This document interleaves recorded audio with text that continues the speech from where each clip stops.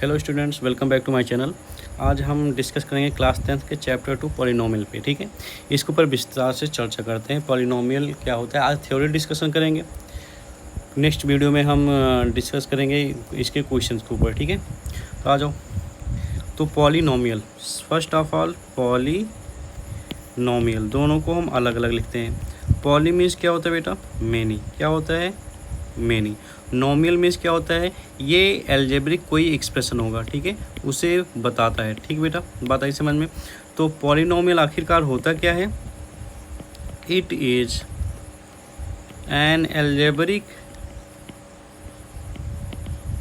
Expression which have two or more than two terms. ये ऐसा algebraic expression होगा जिसमें दो या दो से अधिक क्या होंगे? टर्म होगा। बात आई समझ बेटा? तो दे आर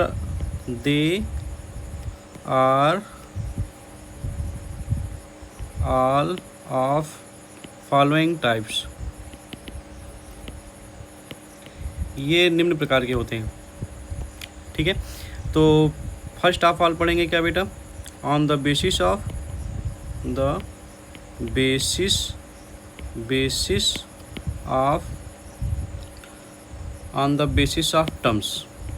टर्म्स के हिसाब से। ठीक है, अगर किसी भी पॉलिनोमियल का टर्म सिंगल हो ना, अगर सिंगल टर्म है तो उस पॉलिनोमियल को क्या कहा जाएगा? मोनोनोमियल। क्या बोला जाएगा? मोनोनोमियल। बात आई समझ में? इसका डिफिनीशन अगर लिखना है, the polynomial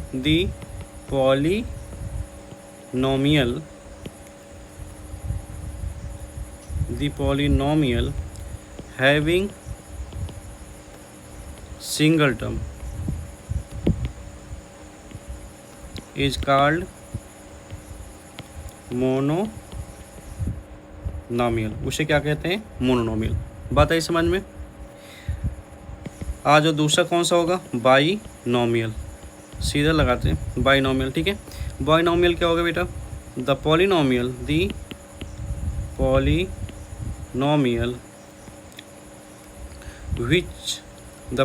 having two terms. कितने टर्म होने चाहिए? Two terms is called binomial. क्या कहा जाएगा? बाइनोमियल। बात आई समझ में? आ जाओ, इसके बाद कौन सा है? Trinomial. The polynomial having three terms is called trinomial. बात आई समझ में? चलो, on the basis of term हमारा डिस्कस हो गया। तो सिंगल टर्म रहने पे उसे मोनोनोमियल बोलेंगे और इसका डिफिनीशन हो गया। ठीक है, बाइनोमियल क्या होगा? जिसके पास दो टर्म हो। और ट्राइनोमियल क्या होगा? जिसके तीन टर्म हो। जिन्हें लिखना होगा नोट्स बना सकते हैं। ठीक है, चलो चलते हैं इसके बाद में। On the basis of other hand में on the basis of degree. ठीक है, डिग्री के हिसाब से भी पॉलिनोमियल को बांटा गया है। ठीक है, जैसे डिग्री के हिसाब से पहला आता है लीनियर पॉलिनोमियल।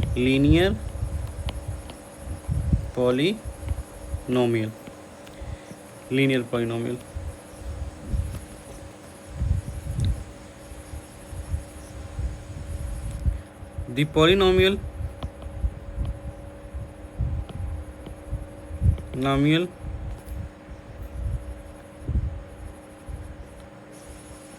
हैविंग डिग्री 1, जिसका डिग्री क्या हो? 1 हो। डिग्री जानते ही होंगे, डिग्री क्या होता है बेटा? आ जाओ एक बार डिग्री के ऊपर चर्चा कर लेते हैं। डिग्री क्या होता है आखिर? ठीक है, डिग्री क्या होता है? Highest exponent of the algebraic expression. क्या होता है? किसी भी एक्सपोनेंट का किसी भी एल्जेब्रिक एक्सप्रेशन का हाईएस्ट एक्सपोनेंट होता है। जैसे मैं एक एल्जेब्रिक एक्सप्रेशन लिख रहा हूँ 2x+1, तो इसकी पावर क्या है 1। जब जिसकी कोई पावर ना दी हो वहाँ पे क्या लिख सकते हैं 1 लिख सकते हैं। तो ये क्या है बेटा, इसकी हाईएस्ट पावर क्या है बेटा 1। तो इसे क्या बोलेंगे लीनियर पॉलीनोमियल। बात आई समझ में। तो लीनियर पॉलीनोमियल का जैसे हो गया x+1, ये भी लीनियर है। 3x+y+3 ये भी एक लीनियर पॉलीनोमियल, क्योंकि इसकी भी पावर क्या है हाईएस्ट 1 है। या कह सकते हैं इसकी डिग्री क्या है 1 है, या कह सकते हैं इसकी डिग्री क्या है 1 है। Means highest exponent of the polynomial is called as the degree. बात आई समझ में। चलो चलते हैं। अब इसमें हम पढ़ा दिए लीनियर, इसके बाद में क्वाड्रेटिक। क्या है क्वाड्रेटिक पॉलीनोमियल। क्वाड्रेटिक पॉलीनोमियल क्या होता है, means the polynomial having degree 2। Degree क्या होनी चाहिए 2। एग्जाम्पल के तौर पे क्या लिख सकते हैं 2x² + 3x+4। ठीक है, ये हो गया। x² + 1 ये भी हो गया, x² ये भी हो गया। बात आई समझ में। तो इसे क्या बोलेंगे क्वाड्रेटिक बोलेंगे। इसकी क्या एक्सपोनेंट हाईएस्ट 2 है, इसमें देखो 2 है, तो इसमें क्या है 2 है। बात आई समझ में। तो ऐसे पॉलीनोमियल को क्या बोलते हैं क्वाड्रेटिक पॉलीनोमियल। ठीक है, आ जाओ इसके बाद में क्या है क्यूबिक पॉलीनोमियल।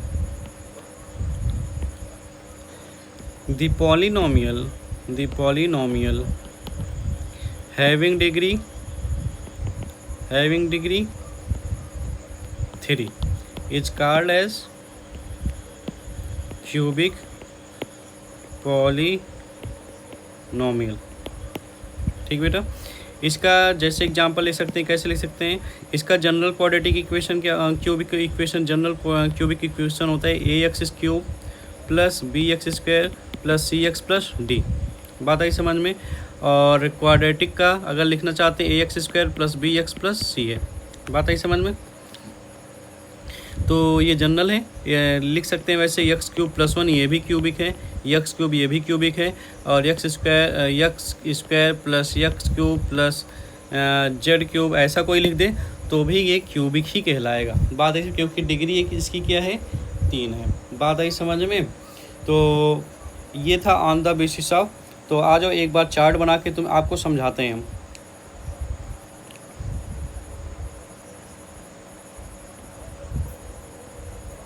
इसको इरेज करते हैं, अब वो चार्ट बनाते हैं।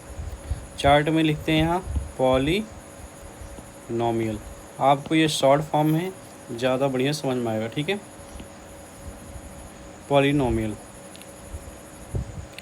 पॉलीनोमियल में इधर रहेगा on the basis of term. ठीक है, यहाँ लिखते हैं on the basis of degree, आसान हो जाएगा। On the basis of term में अगर सिंगल टर्म है तो क्या बोलेंगे मोनोनोमियल। क्या बोलेंगे मोनोनोमियल। बात आई समझ में। एग्जाम्पल के तौर पे x हो गया, 2x हो गया, 5x हो गया, z हो गया, y हो गया, और उसके बाद में कुछ भी लिख सकते हैं, 3 हो गया। ये सारे क्या हैं सिंगल टर्म है। बात आई समझ में। अब जिसके 2 टर्म हो सिंगल टर्म, इसे क्या बोलते हैं बाइनोमियल। ठीक है, इसमें 2 टर्म रहेंगे। जैसे एग्जांपल के तौर पे x+1, 2x + 3, y + z ना। तो देखो एक टर्म ये है, और टर्म हमेशा प्लस माइनस से सेपरेटेड होते हैं। ये देखो कितने टर्म है 2 टर्म है, ये कितने टर्म है 2 टर्म है। बात है समझ में। तो बाइनोमियल में कितने टर्म होने चाहिए 2 टर्म कंपलसरी है ही होनी चाहिए, तभी कहा जाएगा। तीसरा कौन सा होता है ट्राइनोमियल। कौन सा नोमियल ट्राइनोमियल। एग्जाम्पल के तौर पे आप इसे लिख सकते हैं ax + bx + c। कितने टर्म 1 2 3। ठीक है, जैसे लिख दे रहा हूँ 3x प्लस 5x प्लस 7 या 2x² plus 3x plus 7, sorry ये जुड़ के बाइनोमियल बन जाएगा, ये नहीं है, यहाँ पे स्क्वायर लगा लेते हैं, ठीक है। तो ये कितने हैं, 1 2 3 टर्म है। बात आई समझ में, ये हो गया ट्राइनोमियल। तो आ जाओ दूसरे, on the basis of degree के हिसाब से क्या था, पहला वाला था लीनियर पॉलीनोमियल। लीनियर पॉलीनोमियल के लिए क्या ज़रूरी है बेटा, इसका जनरल क्वाड्रेटिक इक्वेशन होता है ax प्लस बी, ऐसा आप समझ सकते हैं। तो इसकी हाईएस्ट पावर क्या होगी, 1 होगी। यक्स ले लो, x प्लस 1 हो जाएगा, 2x प्लस 3 हो गया, ठीक है। लेकिन इसमें क्या डिग्री है, हाईएस्ट क्या है, 1 है, तो इसीलिए क्या बोलेंगे लीनियर। इसमें कितने भी टर्म हो सकते हैं, टर्म के हिसाब से नहीं डिसाइड होता। लीनियर पॉलिनोमियल सिर्फ डिग्री के हिसाब से डिसाइड होगा। आप इसमें इनफाइनाइट नंबर ऑफ टर्म लिख सकते हैं, अगर डिग्री 1 है तो वो लीनियर पॉलिनोमियल कहलाएगा ही कहलाएगा। बात आई समझ में। चलो क्वाड्रेटिक का जनरल क्वाड्रेटिक इक्वेशन क्या है, ax² plus bx plus c, ठीक है। आप जनरली क्लास 10 में यही क्वाड्रेटिक इक्वेशन के ऊपर हम डिस्कस करेंगे नेक्स्ट वीडियोस में। इस पे क्वेश्चन भी लगाएंगे और क्वाड्रेटिक का जीरोज भी पता करेंगे। तो इसका एग्जांपल x² प्लस 1 ये भी क्वाड्रेटिक है, x² ये भी क्वाड्रेटिक है, और क्या बोलते हैं x² plus y plus z ये भी क्वाड्रेटिक है, क्योंकि पावर क्या है, 2 है। बात आई समझ में। क्वाड्रेटिक है लेकिन टर्म कितने हैं, 3 टर्म। क्या होता है, x y z ही क्या होते हैं, टर्म होते हैं, क्वाड्रेटिक। इसके बाद में क्या है, क्यूबिक पॉलीनोमियल। इसका जनरल इक्वेशन होता है cubic equation ax³ plus bx² plus cx plus d, ठीक है बेटा। ये क्यूबिक पॉलीनोमियल का क्या है, जनरल क्यूबिक इक्वेशन है।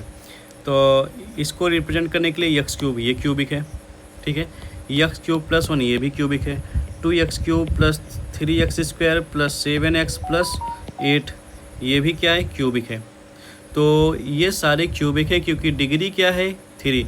हमें कितने भी टर्म हो जाए, नॉट मैटर्स ओनली डिग्री। बात है समझ में। इट मीन्स हमें डिग्री में सिर्फ डिग्री ही देखनी है, डिग्री के हिसाब से क्यूबिक पॉलीनोमियल होगा, और टर्म का हिसाब का अलग है और अपना डिग्री का हिसाब अलग है। बात आई समझ में। अब इसमें इस पॉलीनोमियल में कुछ और शब्द आते हैं, जैसे कॉफिशिएंट आता है। क्या आता है, कॉफिशिएंट। तो कॉफिशिएंट क्या होता है बेटा, कॉफिशिएंट जैसे मैं लिख रहा हूँ 3x²। अब x के स्क्वायर के आगे कौन सी संख्या है, 3, तो 3 इज कोफिशिएंट ऑफ x² है। बात आई समझ में।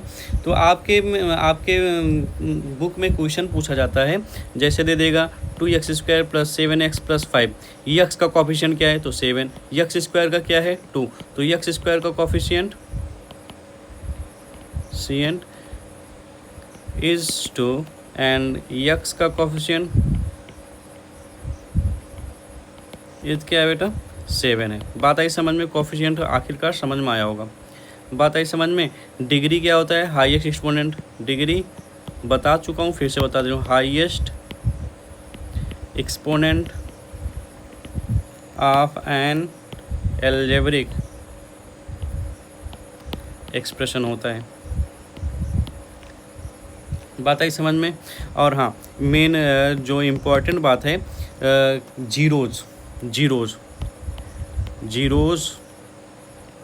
Of an algebraic expression. Zeros आखिरकार क्या होता है किसी एल्जेब्रिक एक्सप्रेशन का, तो जीरोज क्या होता है, द वैल्यू